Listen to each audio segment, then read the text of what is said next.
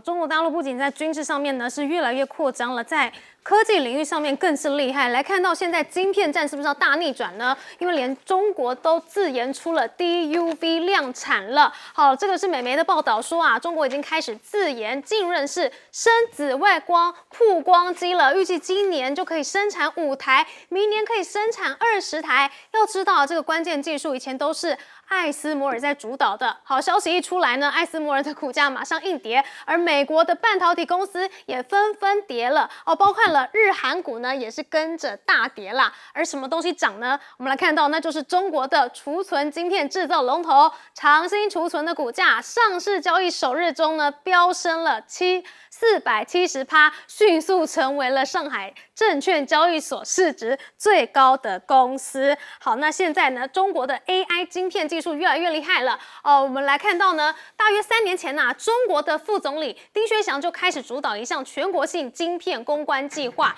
哦，说什么？说中国业界啊，要从既有的设备榨出更多的效能，那这种做法呢，就叫做雕花啊。那摩根士丹利的资料也显示啦，中国对外国晶片的依赖度啊，确实啊，就从2021年的9%降到2025年不到6%，那未来5年呢，更可能降至25% 而已。而且不仅仅是晶片啊，现在 AI 呢也是跟美国越来越接近了，甚至有点超越它了哦。因为呢，华盛顿之前威胁啊，要对于涉嫌窃取美国技术的中国企业实施制裁，结果大陆呢反控说，你们美国 AI 才在争猎我们中国的模型嘛。好，那就连马斯克也说啦，说啊，你美国现在啊禁止美国企业使用 AI， 中国的 AI 模型还是怎么样？还是没有办法阻止中国成为领导者，更何况中国手上还有什么？还有稀土呢。哦，来看到川普虽然力推啊，在明年1月份结束美国对中国关键矿产的依赖，哦，要向近150家矿产企业投入数百亿美元的资金，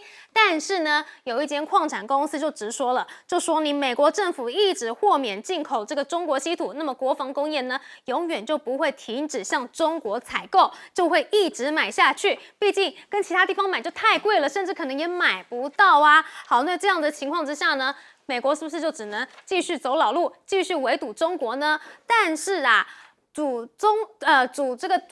围堵中国有没有用呢？哦，我们看到美媒报道啊，要与24个盟友启动一项全球伙伴关系，要加速安全6G 无线网络的发展，一样又是要来削弱中国对下一代电信的影响力。好，但是我们来看到中国的6G 专利申请数量已经占了全球的40.3%哎，这个是全球第一耶！你现在围堵有用吗？就连韩国专家也发出警告啊，说中国的国家计划以前都是说要追赶西方，要追赶西方，现在他们已经把这个改为要超越西方了。好，所以呢，一出事了，就是一发现中国起来了，就马上要围堵中国。但是这一招之前就失败了，现在还有用吗？我们来请教李胜峰委员。这样子，看看呢，首先我们大概分3个部分来回应这个问题。第一个就是这一个 DUV 啊，生产是真的，不是假的，不是假消息。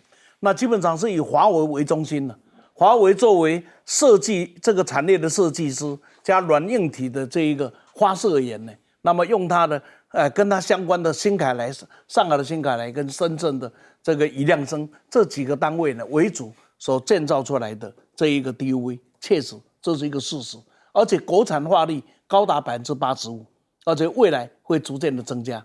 所以 SMO 在没有办法提供，现在连 DUV 也是不能卖给大陆啊。这个时候，中国大陆会经过自给自足的这个 DUV， 将来会在整个呢这一个芯片的产量会有很大的上升，因为现在受限于这个 SMO 的机器嘛，那现在呢会上升，所以预估目前大概拥有的30%，在28奈米以上的产品大概占整个世界产量的30%，会在快速之内增加到40、45，这指日可待啊！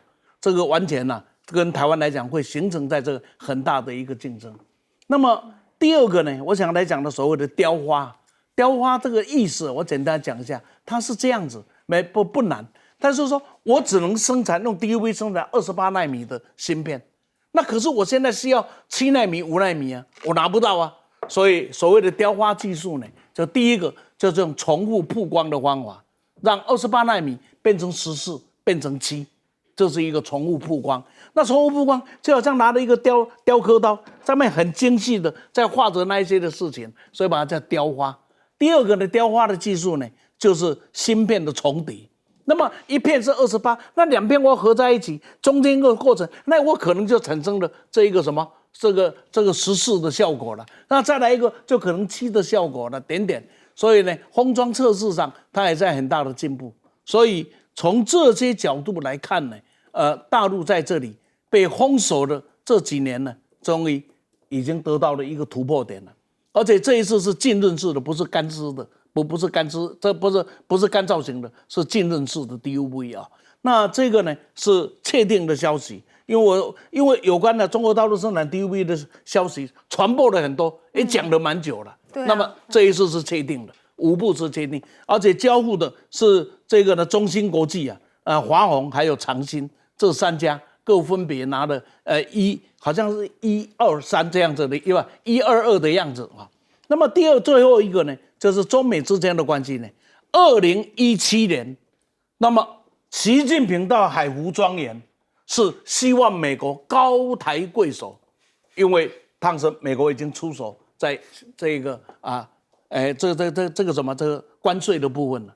可是到了2026年的今天，是美有求于中，希望中多多的采购。这个呢不是一个终点，这只是一个起始点。2国有2国的问题，2国有2国要解决的关系，但是2国的本身在这个的过程里面，逆势已经开始交叉，已经开始产生。17年到26年9年的时间完全改变了。对，中国已经不是当初的中国了。我们休息一下，广告中马上回来。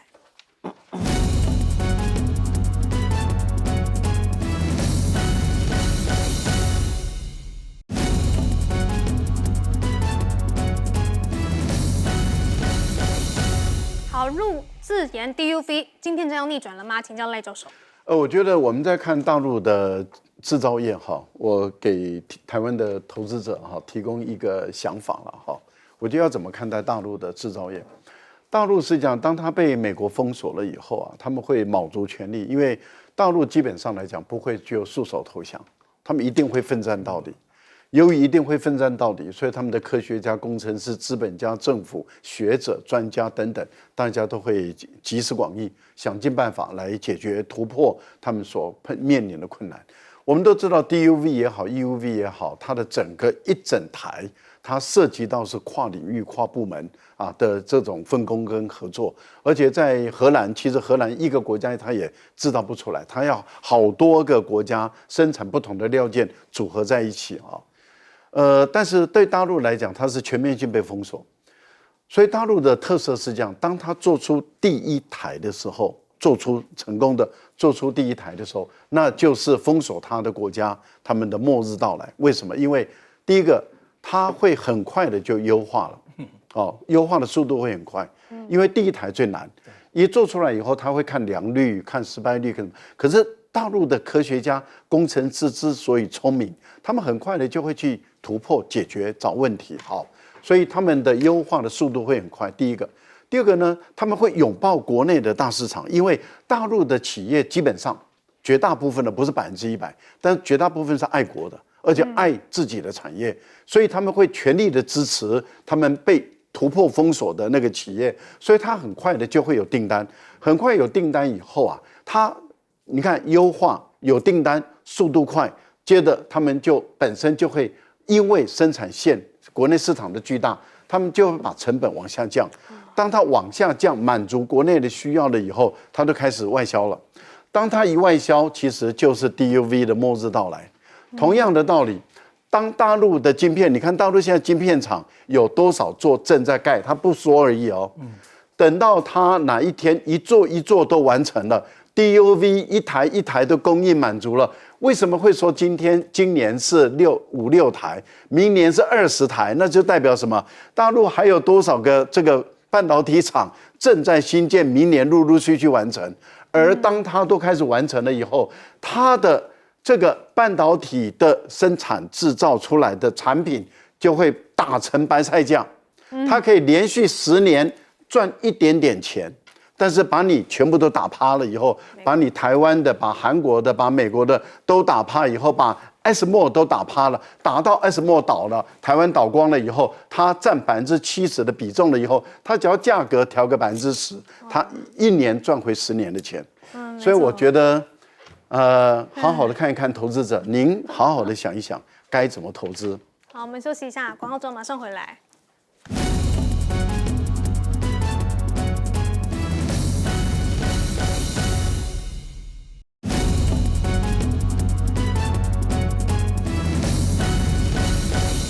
现在美中晶片战的局势要翻转了吗？请教洪庭议员。我觉得晶片战的局势不是翻转了，而是它进入了下一个世代。因为一开始大家认为就是说，不管是其实韩股也好，台股也好，大家都认为就是说这种对 AI 设备的军备竞赛，我虽然不知道算力要多少，我到底要花多少算力，可是我知道一件事，我赶快把这些 infrastructure 这些基础建设跟基础设备全部买过来。那这种无脑冲的时代，现在看起来是结束了。也就是说，大家发现，就一昧的去增加这种基础建设、跟基础设施、跟基础设备，然后去预估一个完全算不太清楚、不知道要多少的这样的一个算力，那个对我来讲，花费跟投资太大了。所以现在进入一个精准投资的这个时期。那讲到精准投资的时候，又会回到我们过去在讲，就黄仁勋跟川普的对话，也就是你到底要全世界一个规格好，还是你要靠封锁？然后如果人家建立起一个很特殊的规格，我们怎么办？不仅仅是对于食安的问题，我们的赖总统呢，闷不吭声。我们来看到了现在的两岸情势是怎么样呢？我们的总统还是只有一句，那就是要慎防这个认知作战。前几天呢，他登上了这个单张军舰，然后也是一样再次的呼吁说啊，对手的认知作战经常利用假的讯息、不确定感制造猜疑，影响官兵对指挥体系还有同袍的信任。所以呢，要请大家保持信任，能够让敌方渗透分化，企图失去作用。而且呢，8月5号呢，汉光演习就登场了。这次呢是要模拟共军登台。演习阶段及关键行动区分4个阶段，包括了战备部署、战力防护以及保存、联合反登陆、纵深防御，还有持久作战。排地呢有2个旅级单位来执行全旅动员。好，现在呢，我们的这个汉光演习呢是越来越积极了。为什么呢？因为解放军也真的是对台步步进逼，而且锁定的是东部海域。来看到啊，这个中国呢疑似的科研船母山子竟然是来到了这个台湾的东南海域了吗？中国的这个水文科研船母山子呢，先前在福建沿海躲避风浪之后呢，又再度起航。随即呢就横跨了海峡中线，以8至10节左右的速度呢，一路南下，直奔哪里？直奔台湾的东南海域。好，不仅仅这个东南海域之外啊，我们来看到《环球时报》呢，也对于这个中国的科考船在台湾岛以东进行科考作业，进行大肆的宣传呢。除了在台东海域建立了23个调查点位之外呢，也就期间护航海警船跟日本海上保安厅对峙的细节呢，详述的描写凸显出了中国企图常态化巡航还有护航的一个野心。好，那中国呢对台日步步进逼，那日本又是什么样的态度呢？有没有可能来缓解中日关系呢？我们就来看看这个高市早苗啊说中国其实现在呢对于日本来说啊还是非常重要的邻国，而东京啊也持续的推进日中战略互惠关系，同时也会持续的与中国保持沟通，但是一直说要沟通，两方呢能不能够在深圳 APEC 上面会谈呢？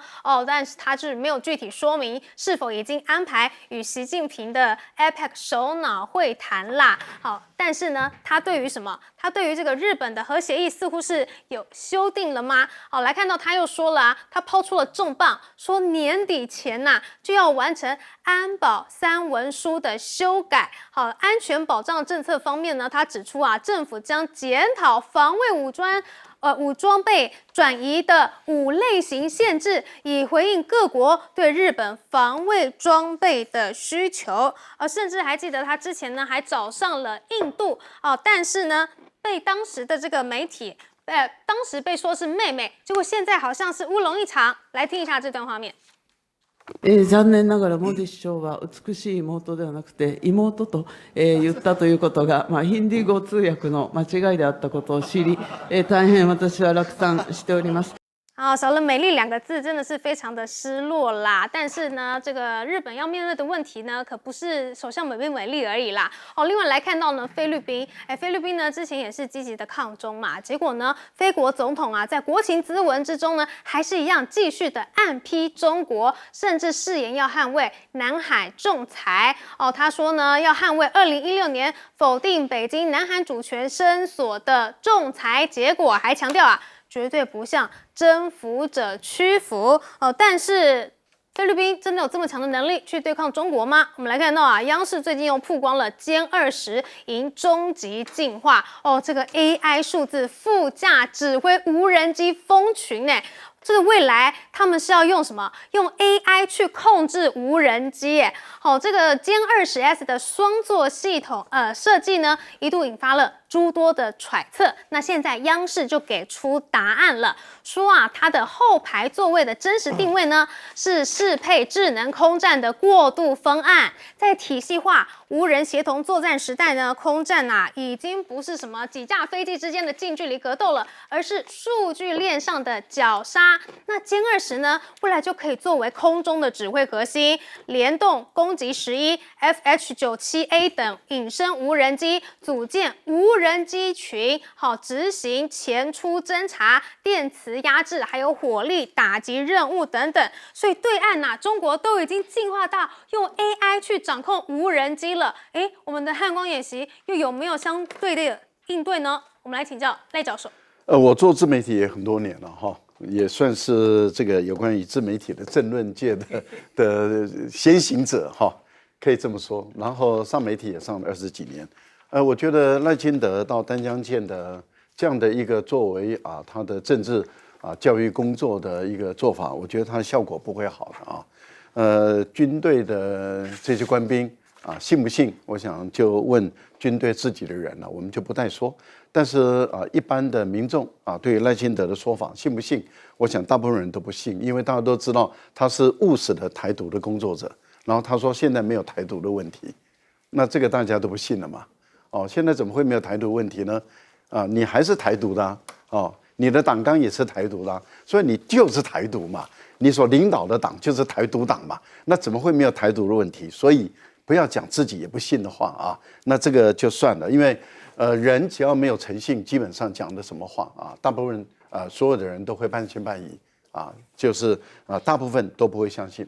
现在大陆的科研船在台湾东部海域出现这个不是突然间出现的，大陆也官方的公布，也有公布很长的影片，也有公布他们在这个海域中在做这种科研调查的时候所取得的样本，还有这些水文的等等的资料都公布。大家要问的问题是在于说，为什么现状会改变？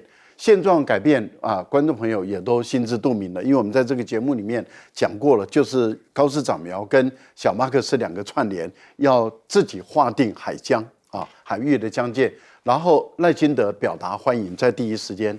那一表达欢迎以后，台湾的渔民跳脚那是我们的传统捕鱼区耶，就像拱手让人，这怎么得了后来他才又改口说，哎呀，他相信你是寄望在别人的善意下，相信菲律宾跟日本会不会伤害台湾的这个主权或者台湾的渔权，这个简直是匪夷所思。所以大陆就直接开始进入护渔了嘛，也进入这个海域，所以菲律宾一点办法都没有嘛，日本也一点办法都没有，因为这个科研船已经进与那国岛的南部跟西南部，而且都在100海里左右，100公里左右，在这个地方已经实施科研调查了。日本也没办法为什么？因为你日本当你签署的这个南海仲裁案的联合声明的时候，你已经确定了太平岛不是岛，所以你已经在沿海的所有的跟太平岛相同规格的岛屿都不是岛，都是礁了。既然是礁，那就没有经济海域，更何况是30度北纬30度以南的琉球群岛不归你日本的，因为当时美国写得很明白，1970年代当他把管辖权交给日本的时候也说得很明白，琉球的主权不归日本，所以这些都不关你日本的事，因为它跟你日本无关。所以当然大陆的科研船、海警船就在这个地方执法了，你日本一点办法都没有。好，我觉得高市早苗做了一件我很不能忍受，我也担任过台湾就是我们的国防部长的翻译啊。我觉得他做了一件事，我绝对不能忍受的地方是在于，美丽这个词并不是艰涩的语言，它是很通用的语言。像英文你也知道嘛，像法文叫 belle， 对不对？这个我们都知道。我们中文就叫美丽的，哦，闽南话叫睡了哈，等等，是不是睡？睡啊，睡当当。好，这个不是很艰涩的语言，你竟然说是翻译上的错误，这个对于翻译的专业性、它的严肃性，它受到直接的否定。这个对于他的职业生涯跟对于他的专业，我觉得这是一个很大的否定。他说是因为翻译的错误，可恶啊！我才不相信一个专业的，尤其是首相级的翻译员会把美丽的印度话听错。他没有讲，你翻成有讲，这是不可原谅。外交上面很大的一个失误吗？我们来请教雷声峰委员。这样子，这个大陆呢，意图统一台湾是阳谋，从来不是阴谋。他从来没有说，他我就是要啊，而且他的意愿呢，随着他的国力的增加，愈来愈强，愈来愈明显，导致问题，台独是不敢收的阴谋。这是我们今天在因应这件事上，我们会走之又错很重要的理由。在这个情况下，中国大陆用它的精力，用它的国力，把一个中国的框架已经从外交延伸到军事实力来的时候，我们有什么因应对策？我们除了嘴炮之外啊，什么对策也没有啊，这是第一个。第二个呢，中日之间，我可以在这里预告，除非高市早苗下台或者改变的策略，否则 APEC 不会有习高会，不会有，不会有。就如同当年的杜鲁道啊，就想尽办法有没有要过来蹭一下一样，最好不要，否则在国际的场合里很难看，尤其在日本那个社会里啊，这样对日本来讲，自尊心会伤得很大。再过来，不晓得这是翻译的错误，或者是事实的情况，高市早苗怎么会说政府将检讨防卫装备转移的5类型限制？怎么是检讨呢？不是，他已经在4月21号内阁会议跟国防保障会议已经通过了，正式这个呢废除5类型的限制。所谓的5类型，就是说过去日本的精品出口只限制于救难、运输、警戒、监视、扫雷这种预防的救难的紧急的状态，那现在已经完全取消了。他现在的武器是可以出口的，而且它有一些限定，那意义不大。限定到哪里？只限定到跟他有签约签署的国家。所以像菲律宾有签署，他就可以了。基本上他已经改变了和平宪法了。他已经在这个的情况下，又以今天中日这样的关系，所以我认为 APEC 的事情是不会发生的。那么最后呢，要来讲的呢，就是说本期的《经济学人》又有一篇文章，虽然它有挑拨中俄的味道啊，但是它告诉你一个很重要的信息，那就是经过俄乌战争呢，中方在这里已经学会如何因应西方战争的各种参数了。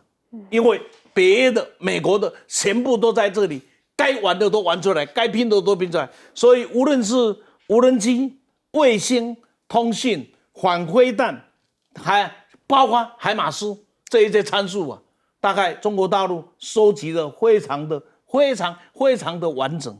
在这个情况下，包括印巴战争也罢，包括中亚战争也罢，那就是中国大陆已经发展成一个全体系的作战，其中 AI 跟无人机的僚机、无人机的作战啊，已经到了一个新的境界啊！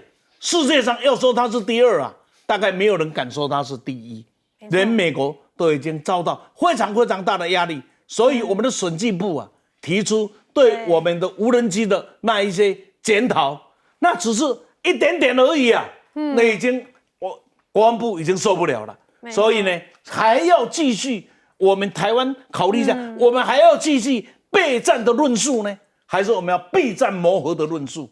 备战磨合的论述，对，立台；备战论述，害台。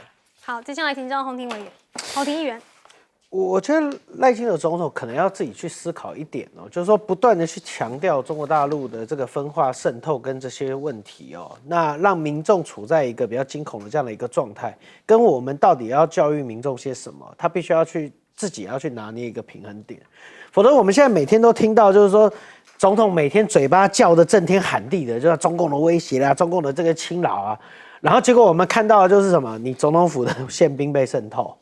然后最近我觉得最离谱的是 NVIDIA 的这个伺服器跟 H300的这个晶片 B300 的伺服器，然后经过我们的四方电讯，这个是我们交通部转投资中华电信在转投资的这个民间单位哦，但是因为它有官股的这个成分在里面，结果它借用这样子的一个借道，结果最后转到日本去，然后卖到中国大陆。所以你可以看到一件事情，就是我们的政府一天到晚讲说，我们的国家里面某些党派的人都是中共同路人，结果呢，在做这些中共同路人的事情的，几乎没有这些人就算了，还几乎都是你的人呢，还都跟你有关的。那这到底要怎么做？再来就是你一再强调中共的威胁，可以，那请问我们都已经讲到说要模拟城镇战了，那我问你，我们的能源安全到底要怎么办嘛？你的能源安全，所有的人都告诉你，就是说核能非常非常的重要，一定要去解决这个问题，否则天然气被封锁很危险啊！你又不解决这个，然后你一天到晚跟人家讲说买军购就能解决问题。我身为一个被威胁的民众，我也想知道，就如果今天哪怕一旦发生问题了，我要躲去哪？我要怎么样去做集结？我要躲到哪里？我要做什么样的安全准备？请问我们的民众有受这样的训练吗？我们每天看到的是政府一再告诉我们很危险很危险，然后一再的训练一些奇奇怪怪的单位，就是不训练我。那奇怪的，仿佛这件事情如果发生了，跟我们民众都没有关系一样。我觉得政府你如果真的要做，那你就做全套，让我们的民众也一起受这样子的一个训练，我觉得这才是正道啊。所以其他的，我觉得科考船的事情，我觉得要特别提一下，就是这个问题是可大可小的。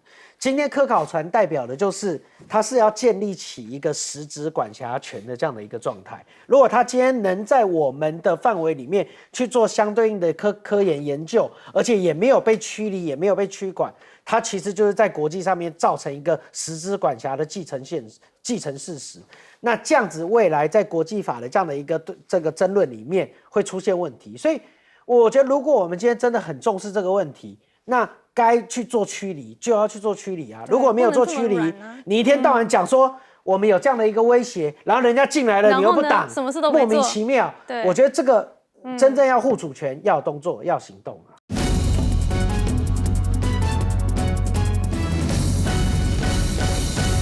欢迎持续锁定新闻大白话，我是黄玉成。首先来为您介绍来宾，第一位是前立委李胜峰，燕成好，大家好。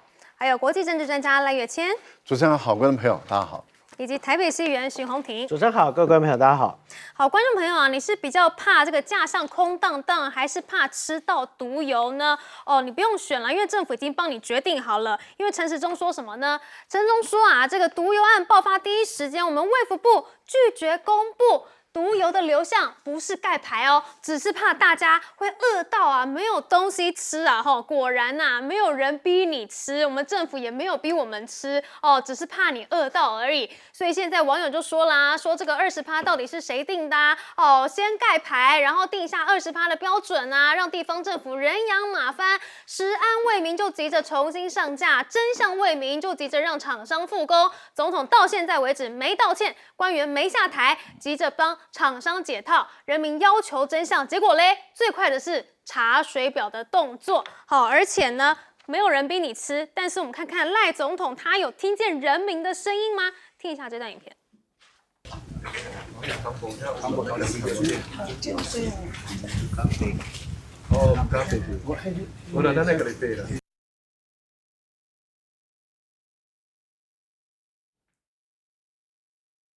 人民是主人，人民可以叫官。官员跪着吗？我没有叫你跪着吗？我们跪在你面前呐。可是你讲讲看，公仆是服务民众，不代表我要跪着。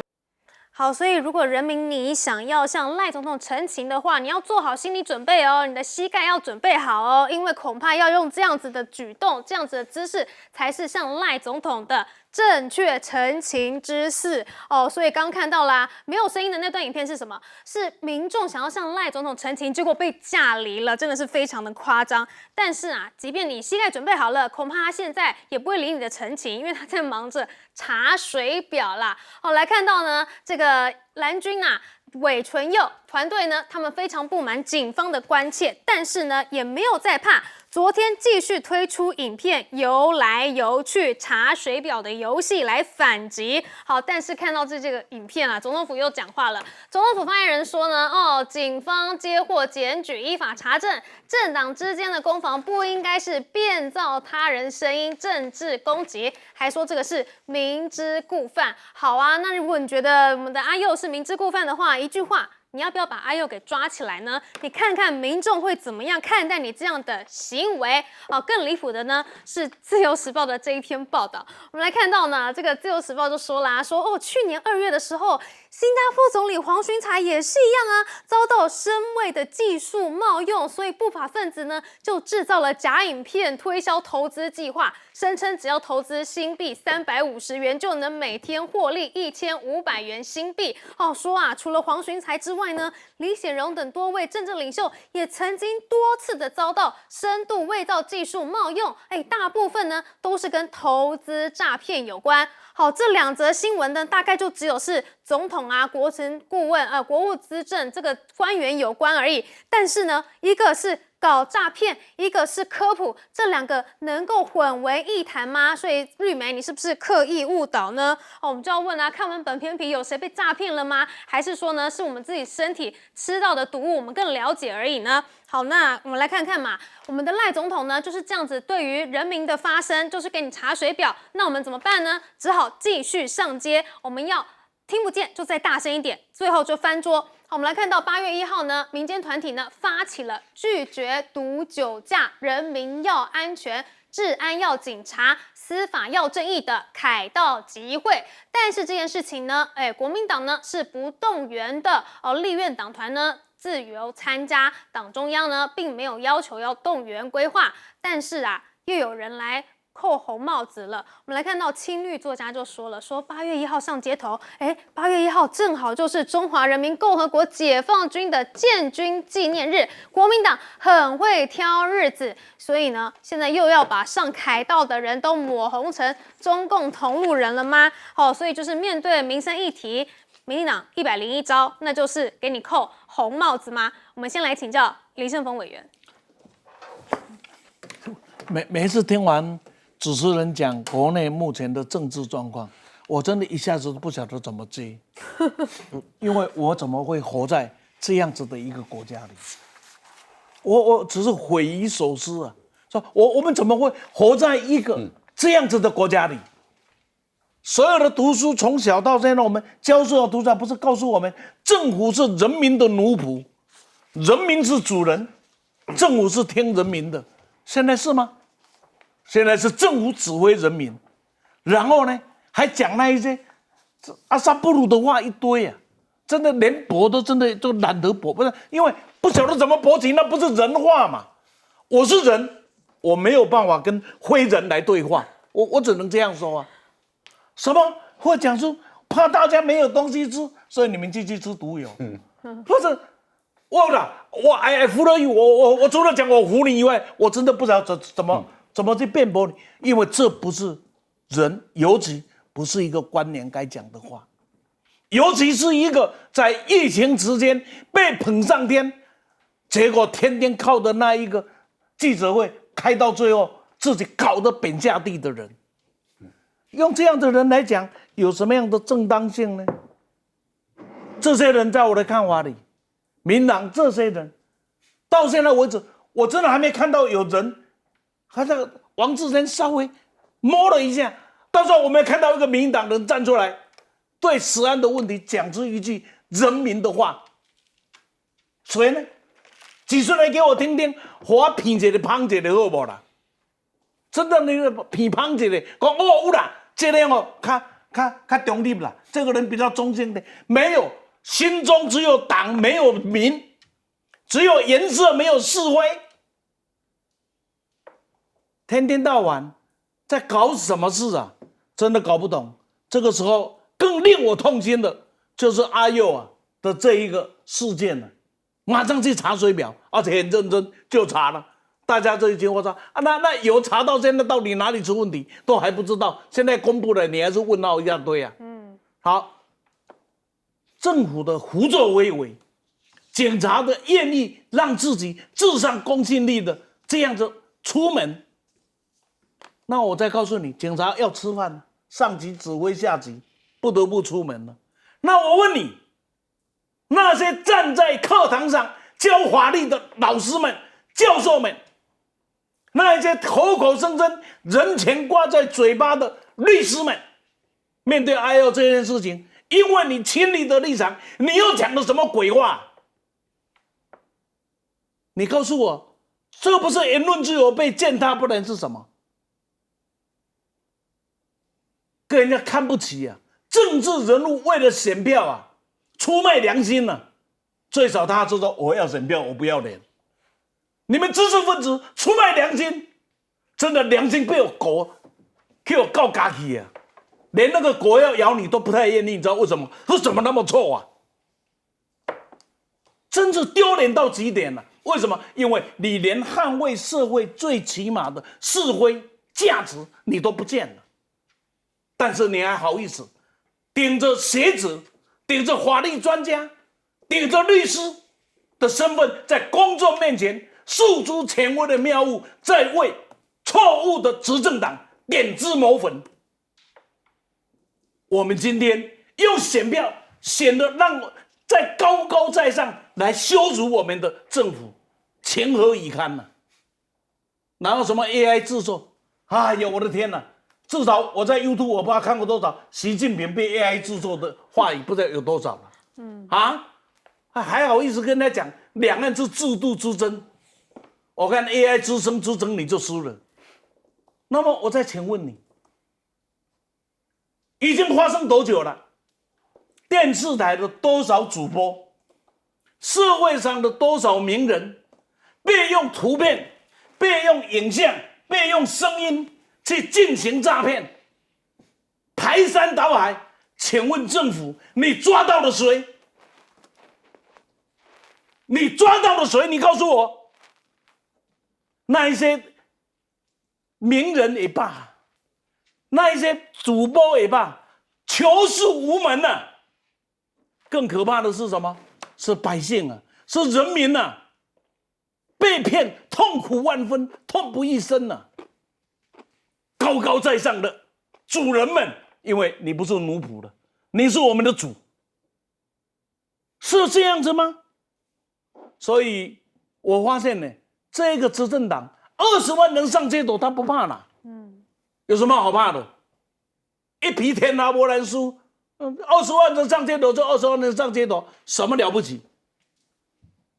他仍然继续傲慢下去，因为台湾政治的现象告诉你，头鬼心头鬼，后浪推前浪，只要后面的事情一发生，就把前面盖住了，然后呢，就可以掀起另外一个风潮，所有的事情又不见了。假若我们是做一个健忘的人民，我们就会变成一个被践踏的人民。不要健忘，我们才不会被践踏。好，更离谱的是呢，现在青绿的侧翼呢，又开始把这些上街头的人民啊，塑造成什么中共同路人，还说什么8月1号是解放军的建军纪念日，但是这个日子也不是国民党挑的，是民团挑的耶。我们来请教洪庭哥。我觉得现在的问题还是在于2个部分，就是说民团这边大家也都希望政府在很多的问题上面它并没有解决，所以大家针对这股气是有这样的一个气，有这样的一个氛围的。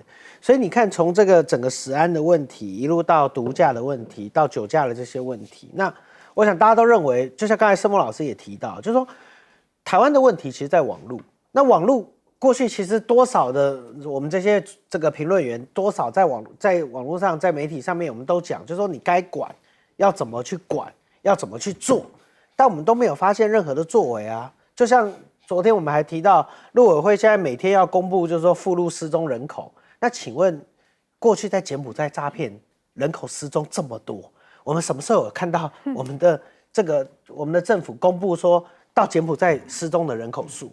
如果今天要公布，我觉得我们的国民，全世界只要有失踪了，我们都公布啊，在哪一个国家该怎么处理就怎么处理，所以不要有不同的双重标准。再来就是说，你看像毒油的事件也是一样，陈时中讲说我不公布，不是因为盖牌，是怕大家没有东西吃。那这句话的意思就是讲说，所以第一时间你卫福部已经掌握到曝险是100%嘛，所以你不公布，因为我公布了，大家就没东西吃了，那不就表示就是所有的东西几乎都被毒油所污染到了。但就算所有东西被毒油污染到，你也可以讲啊，你也可以坦白讲，如果问题真的这么大，说老实话，你就公布，你要让民众有选择权。我们最常讲民主最重要的一件事情就是，你政府要把资讯做揭露，民众可以选择，哪怕就算毒油的曝险是100%，你也可以跟民众讲说，现在我们还没有查清楚的这个状况下，所有的物品跟食品跟加工品都有可能曝险。那在这一段时间里面，我们请消费者一定要务必小心。那到时候吃了，那真的就算我为了这个不要被吃到，那我有可能就说，那我去挑进口的食品啊，我去买一些进口的这些部分也可以啊，或者是说，好，这段时间我就吃个菜吧，我也不加油了，也不做这些了，也都 OK。可是政府你要讲清楚、说明白，所以你可以看到，就是说，民众现在期待就是你一定要有解决问题的方法。可是中央政府到现在，我还是再一次的强调，整件事情从来龙去脉到现在，包括毒驾的事件，其实到现在我们也只看到政府一再讲说修法就能解决问题。其实修法只是给这些执法者一个合理跟给他的一个去施展公权力的这样的一个底气。真正的问题还是在管理，真正的问题还是在执行啊。那这上面到底要怎么做呢？还有，我觉得阿佑的事情我要特别提一下，就是说，今天如果他是变造某特定人士，比如说像赖清德，然后他今天如果发言，影片一开始讲的是我是赖清德，那这件事情就涉及伪造声位嘛。那他今天如果用了这样子，他用了疑似赖清德的声纹，可是他从头到尾里面的内容都没有讲说我是赖清德啊，那这样子也算违法吗？那如果要这样子也算违法的话，那我跟你讲抓不完啊。然后再来就是过去其实一再有污蔑政府的这个事件，包括我自己个人也有啊，对不对？什么比特犬事件，因为我姓徐，然后跟事主同姓，大家就说比特犬是我关说的。然后呢，蒋万安也曾经被人家讲说，试壮运的时候只准5星旗在场内，不准中华民国国旗在场。这些事情其实多久都没抓到，7天了，1个月了都没有整理。可是为什么在韦纯佑的事件、阿佑的事件里面，不到1天的时间，刑事警察局可以到他家？为什么当写陈局走了4个小时就可以抓到人？我觉得今天民众要的就是完全一致的标准。今天如果大家认为有问题，好，我们一起来检讨未来怎么样把台湾的网络弄得比较好。否则一切的问题如果都发生在网络，民进党再不管的话，基本上这国家就会慢慢沉沦。而你现在不管的原因就是什么？就是因为过去民进党在网络上占便宜、占上风嘛，211攻击的几乎都是跟你有关的人啊。那这些如果不管，你过去在善用，现在被攻击了，然后你又说我们被攻击了，那该改就改。所以这就是回力镖打到了自己身上，但是呢，又用不同的标准去面对这个国民党的支持者。我们来请教赖教授。我们来看看美国刚刚发生的一件事啊，因为美国的乔森啊，Johnson 啊，他的婴儿爽身粉被怀疑有致癌，会导致这个卵巢癌。经过10年的诉讼啊，现在他们寻求和解了，55亿美元解决这个问题。那当然，法官说，那这个要95%的妇女啊，他们愿意和解，那这个才算有效。这代表什么意思？代表就是说，这些物资、这些食品，如果会对于人类制造癌症的话，政府要协助人民来解决，要求偿啊，要杜绝这个后患。所以当发现这个石油那个食用油会致癌，陈时中讲说为什么不公布？那就是因为害怕大家没东西吃。那他的言下之意，让我们合理的就推断了，说那是不是绝大部分都被污染了？也就是说，以至于台湾没有东西可以吃了，那这个就很严重哦。对。那换言之，也就是说，你掌握到的讯息是不是台湾普遍性的所有的食品都有罹患、都有致癌的可能性？我觉得这个是很严重的国家安全的问题了。第二个呢，一旦发现有致癌了，那要马上去追真相嘛，马上要断绝致癌的可能性。第三个就是马上要团结大家起来，说，要寻求这个赔偿，也就是要仿照这个美国，他们要寻求这家公司造成我们台湾人身体致癌，要寻求补偿。我觉得这个是政府应该要做的事嘛。结果这3项政府什么都没做，而且也不让我们知道，而且还要掩盖，而且到今天真相也不让我们知道。大家在问的是，为什么不让我们知道？在怕什么？在盖什么？是不是你有意的要袒护厂商，而不顾我们人民的身体健康？因为你也是你卫福部统计的资料嘛，在2023年的时候，台湾不到4分钟有一个人罹患癌症，而且呢，癌症的比例一直在成长。更重要的地方是在于癌症的死亡率是最高的，那这个对人民感觉到害怕。好，那另外讲到深伪的问题，其实大家一看到这影片都知道，那个不是赖清德，大家都知道他不是赖清德，因为他是卡通，他是漫画啊。那如果说他是赖清德长这个样子，我们也认了。但是赖清德明明白白长不是那个样子嘛，所以这个不叫做深伪，这完全不叫深伪。好，那既然大家都知道他不是赖清德演的，他只是演赖清德，那就是一种演嘛。那一种演，你还要告他深伪，我觉得这个是不对的。我被演过啊，我跟我太太被演过很多啊。最近网络上流传最多啊，说我还生了孩子啊，还照片都有嘞。女生吗？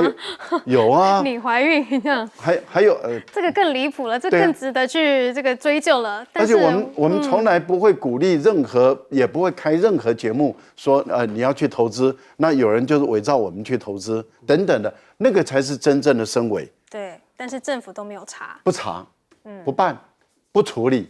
但是问题就在于，只是赖清德的声音被疑似跟赖清德的本人声音一样，那你要先比照声纹嘛，等等的。但是问题，大家一看到那个影片就不是赖清德，一看到就那叫莱尔嘛，不叫赖清德。那这么的明白的话，你还要去办他说他是深伪，我觉得这个真的是讲不过来的。